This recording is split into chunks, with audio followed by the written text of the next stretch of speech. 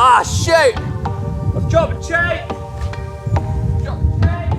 We've all been there, haven't we? Stuck at the side of the road, off our mates go, and we're left with a drop chain, oily hands, and just a bit of a mess. So how do we get our chain back on nice and fast and swiftly and stop getting our hoods, bar tape, and bikes all grubby too?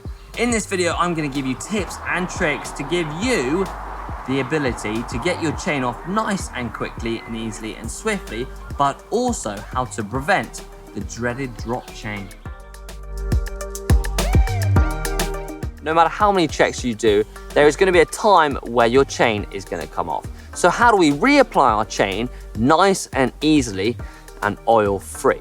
Now, first off, take some latex gloves with you. Now, you can put these in your saddlebag, so whenever you have a minor mechanical, you can fix it without getting oily hands, because there is nothing worse. Oily hands turns into oily hoods, turns into oily bar tape, turns into an oily bike. Yeah, something you want to steer clear from. So, getting a pair of these will just save your hands and everything else that you touch. Right, on to a drop chain. Now, there are a few points where your chain can fall off. Now, the first one I'm going to talk about is if your chain comes off the small cog on the back of your cassette and it wedges between the frame and that cog. Now, the easiest thing to do is just to drop the rear wheel out, reapply the chain, and put that rear wheel back in. The last thing you want to do is start pulling it, because that will, well, damage your frame and maybe your cassette. The next point where your chain could come off, but it shouldn't if your rear derailleur is set up properly, is if your chain comes off the big cog on the back of that cassette and it wedges between your spokes and that top chainring on your cassette.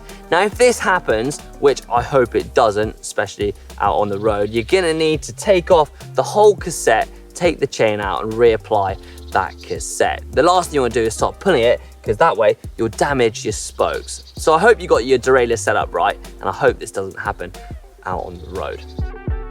Now, what happens if your chain comes off the small chainring on the front and wedges between the bottom bracket and that small chainring? What you want to do is to create some slack in the chain so you can reapply it. To do so, push the rear derailleur cage forward to create some slack, grab your hand or even a stick to reapply that chain before letting go and turning the cranks. What you don't want to do is turn the cranks with the chain wedged between the bottom bracket and that chainring, because you'll just end up ruining your frame and maybe even the chainring. So create that slack and then reapply the chain, and hopefully you'll be good to go again. Once you've got your chain on, there are a few checks you want to make sure before you get going again. So first off, check that chain. So if you've got any damaged links, then you want to replace them. So any bent links or chipped links or rusty links. So change them with a quick link, and you can do that nice and easily. Or if your chain has been wedged between that bottom bracket and your chainring, and you want to check your frame isn't damaged either, or any chainring teeth. So if you've got any bent teeth, then check that. So when you get home, you can change those chainrings. Now, there are a few different causes to your chain falling off. Your chainring's on the front and your cassette on the back. First one being your chain is too long. So how do we check the chain is the right length? What you can do is go for small on your bike, selecting the small gear on the front and the small cog on the back. If you find you've got a good amount of tension in there, then that's a good sign your chain is the right size. If you've got some sag in there, then that is a good sign your chain is too long. And you could also select the big cog on the front and the big cog on the back. Big. If you've got some sag in there, then yes, you've got a too long chain. If you've got some good tension, again, that means you might have the right size chain. The next one is hitting rough terrain or potholes. Your chain's gonna bounce around and it might just bounce off. You might be hitting some Paris style cobbles and you're just gonna get a lot of bounce in that chain. So how can you prevent this? You can invest in a clutch system derailleur. So if you're spending a lot of time riding rough terrain, this might be a good investment. It takes up some of the slack and it stops some of that bounce in the chain, so you won't get your chain falling off as much. Something that the gravel bikes and the cyclocross bikes tend to be popular with. Wear and tear on your components could be the main source to your drop chain. So making sure that you check the wear and tear on your cassette, the chain rings and the chain is really important.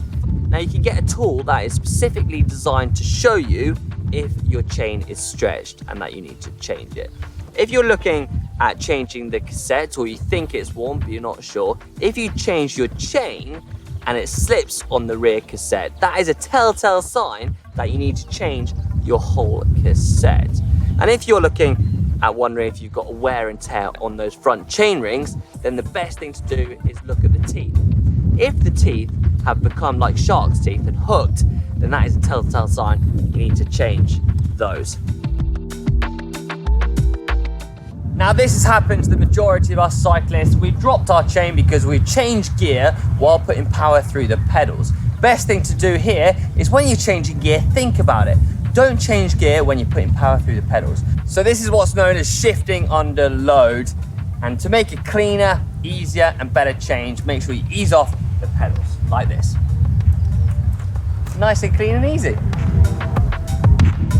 There you have it, the end of the video. I hope it's helped you get out of trouble and get that chain on back nice and swiftly and get you back riding with your mates. If you enjoyed it, then give it a big thumbs up. And if you've got any tips or tricks that you can add, then let us know in the comment section below. And I'll see you in the next video. Chain, chain, chain, chain. Your chain, chain, chain, chain, chain, chain, chain, your chain, chain, chain, chain, chain, chain, chain, chain, chain, chain, chain, chain, your chain, chain, chain, chain. You can chain, chain, chain, chain, chain, chain, your chain, chain, chain, chain, chain, chain, chain, chain, chain. The chain, chain, chain, chain is chain, chain, chain, chain, chain, chain, chain, chain, chain, chain, chain, chain. You can change those chain rings. There's a lot of chaining going on in my mouth.